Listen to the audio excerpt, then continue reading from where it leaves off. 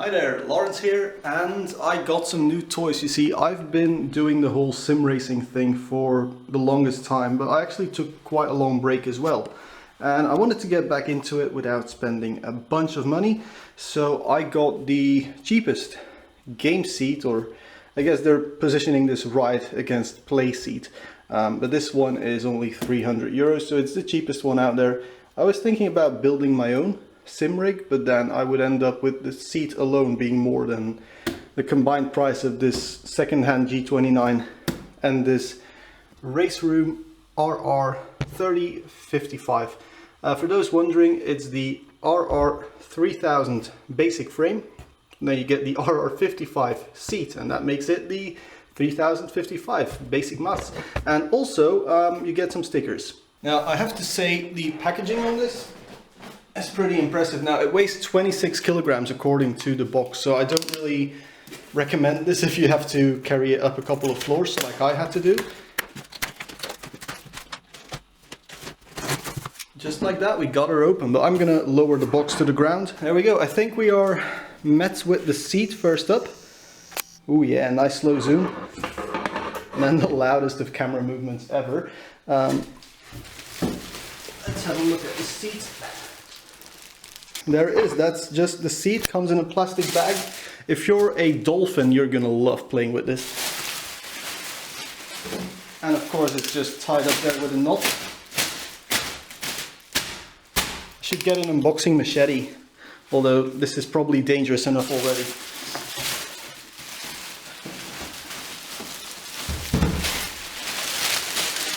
There we go, bit of cloth on the bottom, which you guys can't see. There are no seat rails installed, but it just uses standard mounting points, I guess. But it's kind of nice to have a bit of cloth here so that not everything is exposed. And then RaceRoom branding. Now RaceRoom of course is a game, but it's also a brand of stuff, and it is the same company. So they're just trying to give you a free to play game and then also sell you hardware. I guess it's a nice way of doing business. It's very similar to what Blackmagic does actually with their camera gear, where the software is free if you buy the hardware. So yeah, it's the Blackmagic of sim rigs.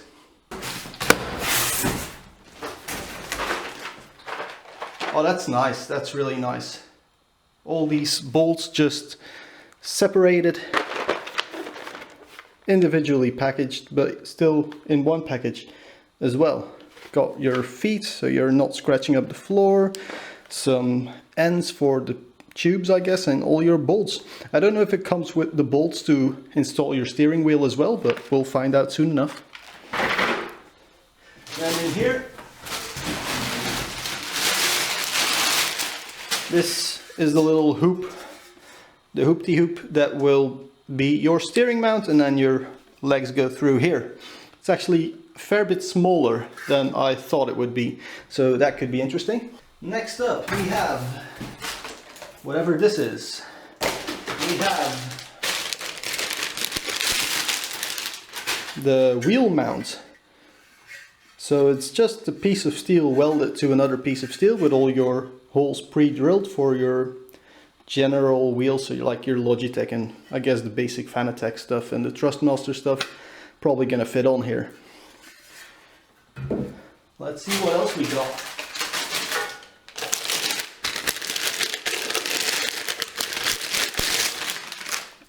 Little L bracket with threaded holes. I guess this is what your steering mounts or your this plate mounts to. Somehow we'll see. I don't really think we'll need a manual, but hey. All the knobs and some wrenches and some Allen keys, so I guess everything you need is included. Again, this snake thingy. Then I'm guessing this is like the base. It's just a metal H or an I with a P sticking out. Yeah, okay.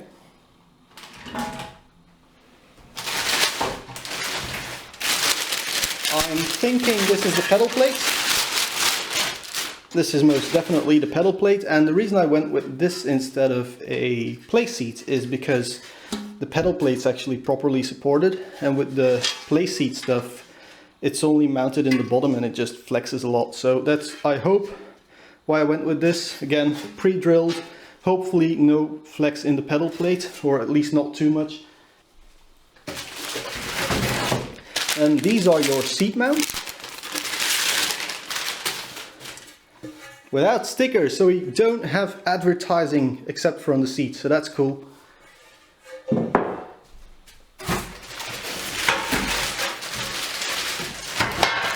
This is just the other side.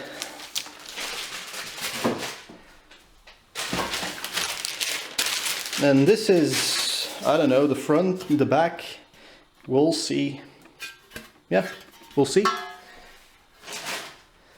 And last, oh no, there's more stuff in here. Another plate. This one feels, I think this is a plastic one, everything else is metal. Maybe this is metal as well, but it just feels super light compared to the other stuff.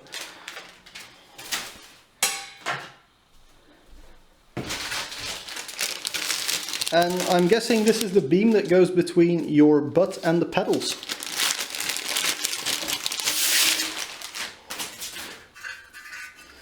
There you go. So let's grab this piece of paperwork.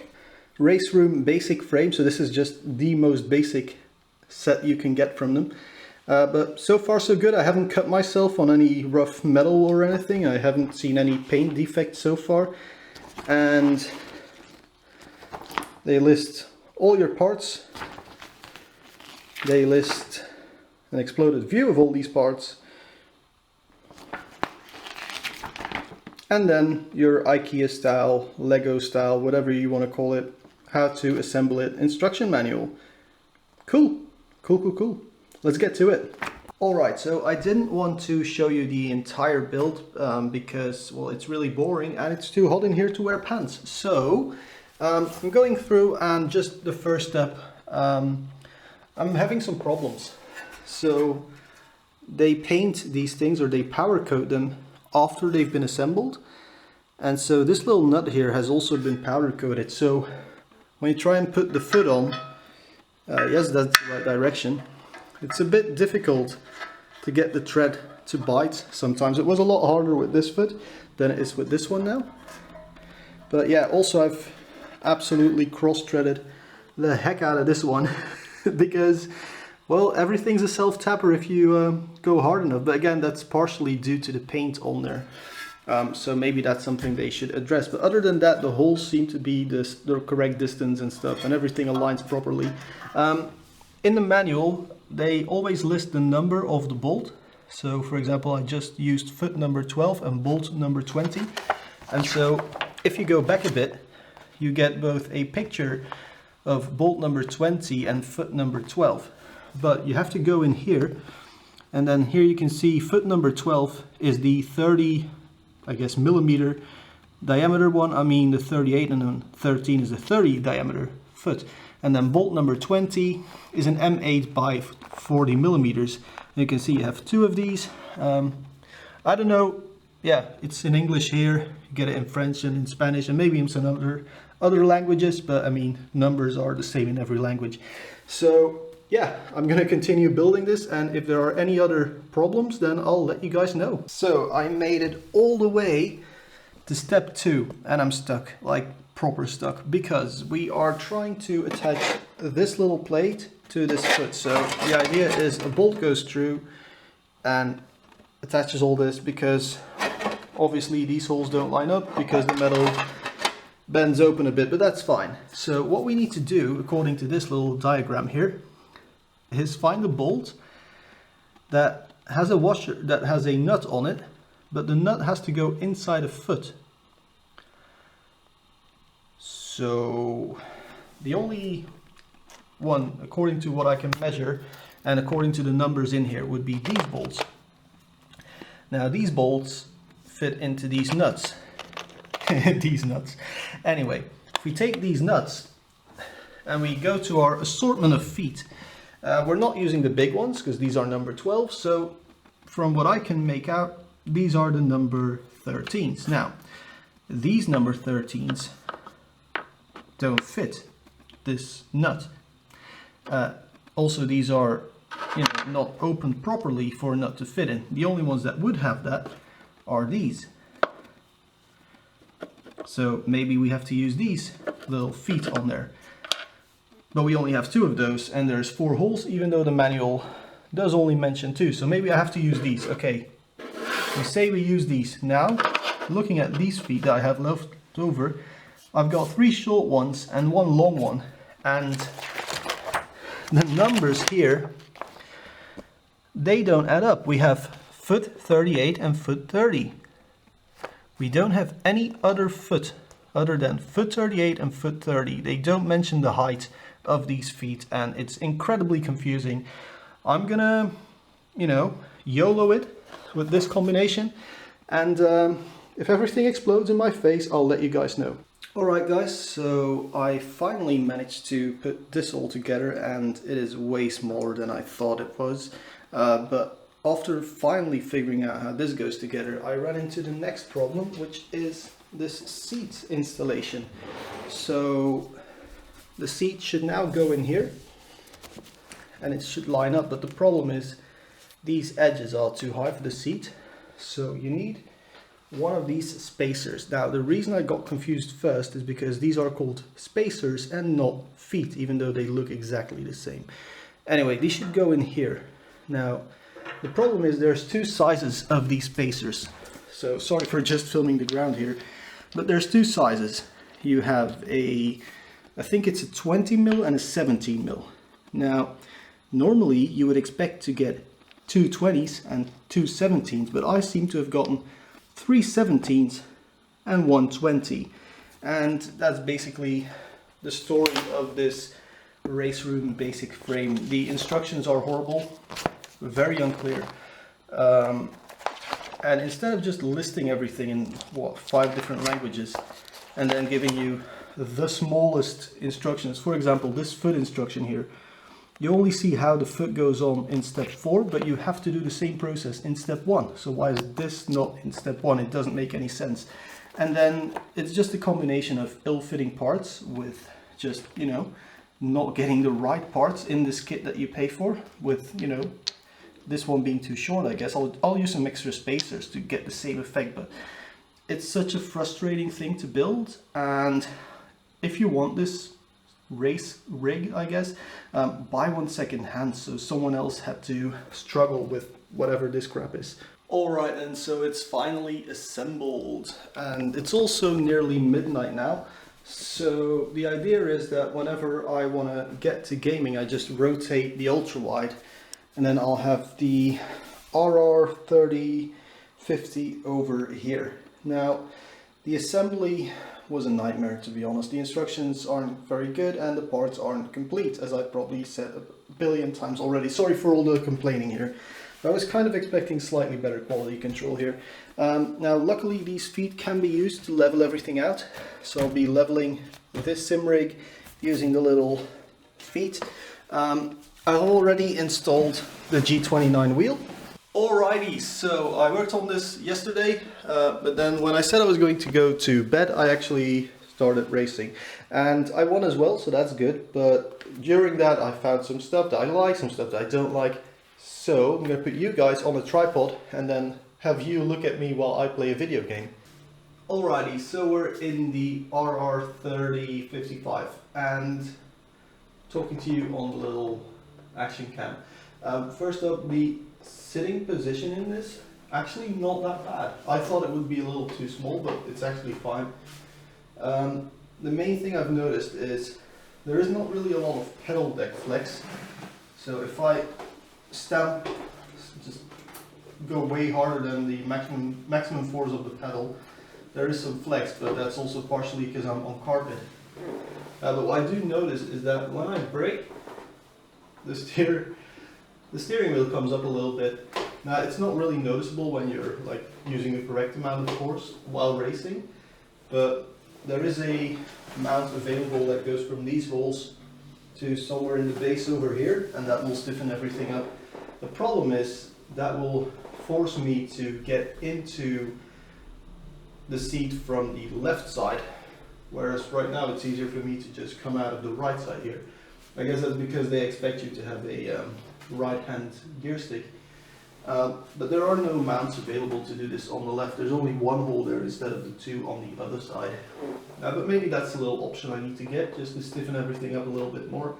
And it should maybe even be like standard. I mean, it's just one metal rod. Can't be too expensive. The seat, comfortable, but as you can see, a bit small for me if I were to use this in an actual racing situation, but for just sitting behind a computer screen, it's fine. And then there were 4 bolts left over, so I used those to mount up the wheel and 2 bolts in the pedals as well. Now I'm just gonna start a practice lap here.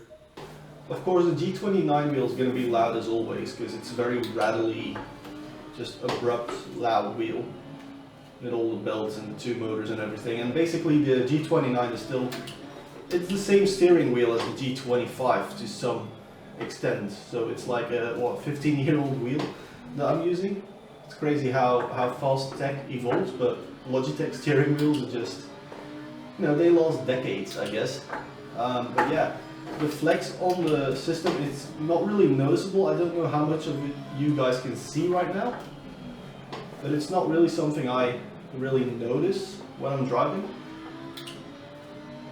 But that's again because the G29 pedals don't require a lot of force to fully depress. So I'm not, you know, putting 100 kilograms through a load cell.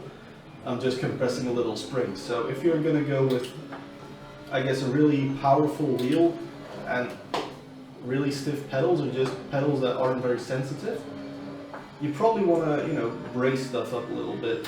And I think you can use the standard, or the standard, I completely missed my corner here. You can use the RaceRoom option, but I think you could also just get a piece of wood, or actually even a metal string, because it's always going to bend like away from you when you're pressing it. You're not pulling anything towards you, so if you can get some tension on there, it should be fine as well.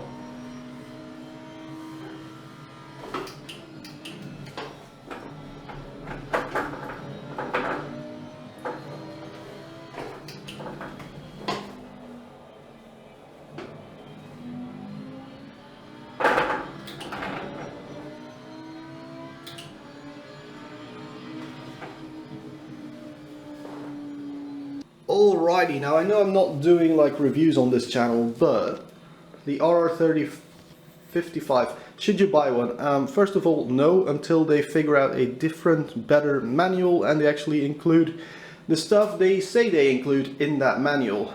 Having, you know, like the wrong feet in the box, to me personally, is a little bit worse than just, well, not having a good manual in the first place. The rig itself, a lot better than the Playseat stuff that I've tried in the past, because there's just no stick in between your legs, and also there's way less flex in the pedals and a lot less flex in the wheelbase.